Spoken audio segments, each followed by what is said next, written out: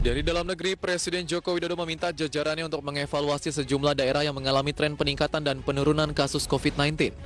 Hal tersebut disampaikan Jokowi saat memimpin rapat terbatas evaluasi pemberlakuan pembatasan kegiatan masyarakat di 6 September 2021.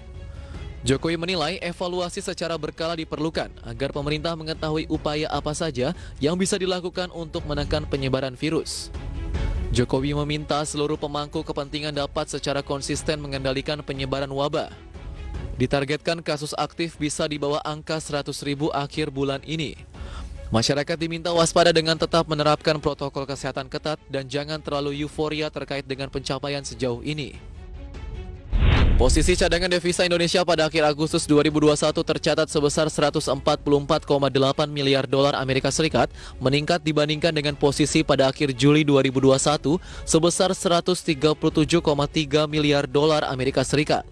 Posisi cadangan devisa tersebut setara dengan pembiayaan 9,1 bulan impor atau 8,7 bulan impor dan pembayaran utang luar negeri pemerintah serta berada di atas standar kecukupan internasional sekitar 3 bulan impor. Bank Indonesia menilai cadangan devisa Indonesia tersebut mampu mendukung ketahanan sektor eksternal serta menjaga stabilitas makroekonomi dan menjaga stabilitas makroekonomi dan sistem keuangan.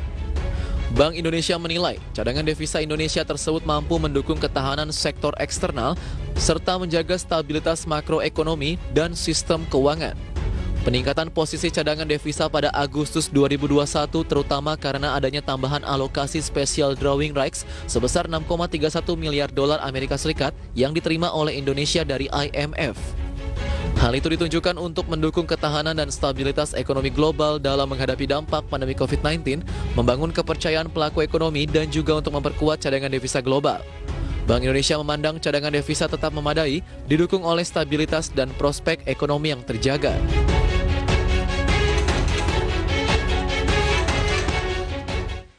Baik, pemirsa, berikutnya kami update dari penutupan indeks harga saham gabungan pada hari ini yang ditutup melemah sekitar 0,24%, berada di level 6.112,4. Ya, kita tahu dari indeks harga saham gabungan hari ini mengalami tekanan setelah di sepanjang perjalanannya mencoba bertahan di zona positif. Namun akhirnya tekanan jual kita lihat hari ini lebih rendah pada saat opening market di 6135,87. Adapun level tertinggi yang sempat dicapai dari pergerakan indeks harga saham gabungan adalah 6.145 dengan nilai transaksi perdagangan 9,7 triliun rupiah. Jumlah saham yang mengalami pelemahan sebanyak 247 saham, sementara saham yang mengalami penguatan 252 saham. Baik, kami sampaikan indeks performance dalam pergerakan 1 hari, 1 pekan, dan 1 bulan.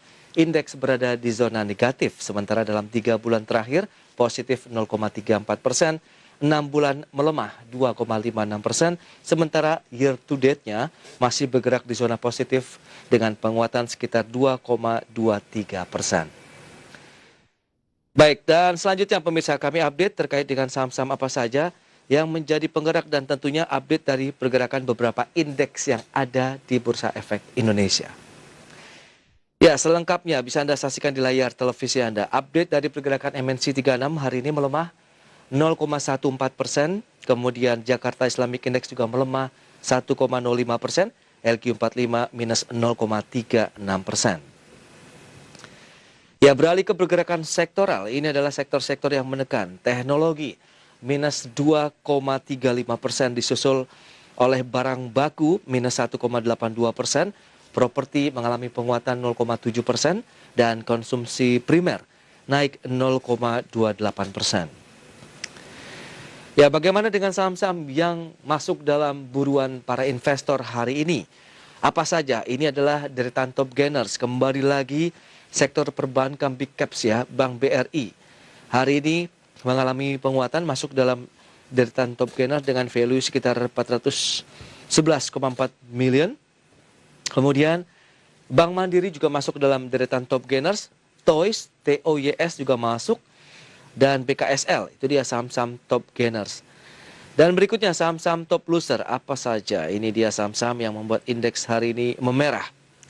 Arto sudah mulai terkena aksi jual, kemudian Wijaya Karya yang kemarin juga mengalami lonjakan yang signifikan, hari ini masuk dalam deretan top losers. Ada True, TRUE juga masuk top loser dan Astra Internasional. Baik, itu dia update dari pergerakan indeks harga saham gabungan dan saham-saham penggeraknya. Kita akan beralih ke informasi selanjutnya. Bagaimana posisi dari pergerakan bursa Asia?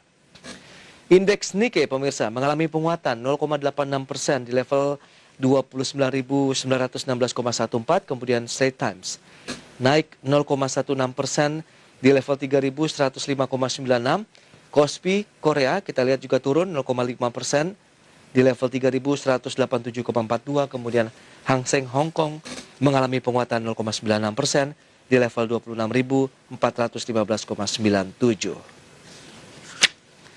Ya, kita beralih ke pergerakan nilai tukar rupiah terhadap dolar Amerika. Pemirsa berada di posisi 14.119 rupiah, kemudian euro 16.848 rupiah, pound sterling di level 19.623 rupiah, kemudian yen Jepang 129,09 rupiah.